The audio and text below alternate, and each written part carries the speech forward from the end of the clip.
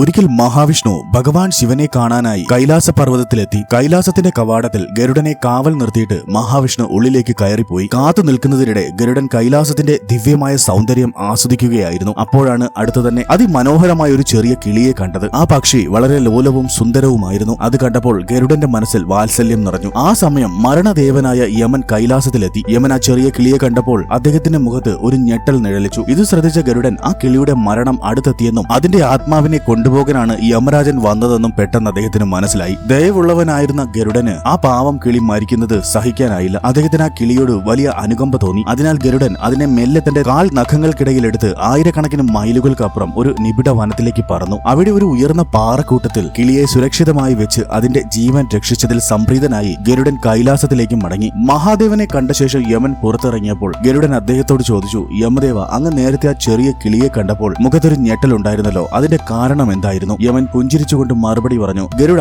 ആ കിളിയെ കൈലാസത്തിൽ കണ്ടപ്പോൾ ഞാൻ അത്ഭുതപ്പെട്ടുപോയി. കാരണം അതിന്റെ മരണം വളരെ അടുത്തെത്തിയിരുന്നു. എന്നാൽ ഇവിടെ വെച്ചല്ലത് സംഭവിക്കേണ്ടതെന്നും എനിക്കറിയാമായിരുന്നു. ദൂരെ എങ്ങോ ഉള്ള വനത്തിലെ ഉയർന്ന പാറക്കൂട്ടത്തിൽ വെച്ച് ഒരു സർപ്പത്തിന്റെ ആഹാരമായി ആ കിളി മരിക്കണമെന്നായിരുന്നു വിധി. അത്രയും ചെറിയ കിളി എങ്ങനെ ഇത്രയും കുറഞ്ഞ സമയം കൊണ്ട് അത്ര ദൂരം എങ്ങനെ സഞ്ചരിക്കും എന്നതുകൊണ്ടാണ് ഞാൻ അത്ഭുതപ്പെട്ടത്. എന്നാൽ താങ്കൾ അതിനെ അവിടെ എത്തിച്ച സ്ഥിതിക്ക് അതിന്റെ വിധി ആ സർപ്പം തീർച്ചയായും നിറവേറ്റിയിട്ടുണ്ടാകും. ഇത് കേട്ടപ്പോൾ ഗരുഡന് ആഴമായ സത്യം മനസ്സിലായി. എത്ര ശ്രമിച്ചാലും ആർക്കും മരണത്തിൽ നിന്നോ വിധിയിൽ നിന്നോ ഒളിച്ചോടാൻ കഴിയുകയില്ല. അതുകൊണ്ടാണ് ഭഗവാൻ ശ്രീകൃഷ്ണൻ ഇങ്ങനെ പറഞ്ഞത്, നീ നിന്റെ ഇഷ്ടം പോലെ ചെയ്യുക, എന്നാൽ സംഭവിക്കുന്നത് എന്റെ ഇഷ്ടമാണ്. എങ്കിലും നീ നിന്റെ ഇഷ്ടത്തെ എന്റെ ഇഷ്ടവുമായി യോജിപ്പിച്ചാൽ അപ്പോൾ സംഭവിക്കുന്നത് നീ ആഗ്രഹിക്കുന്നത് തന്നെ ആയിരിക്കും. ജയ് ശ്രീ രാധാകൃഷ്ണ.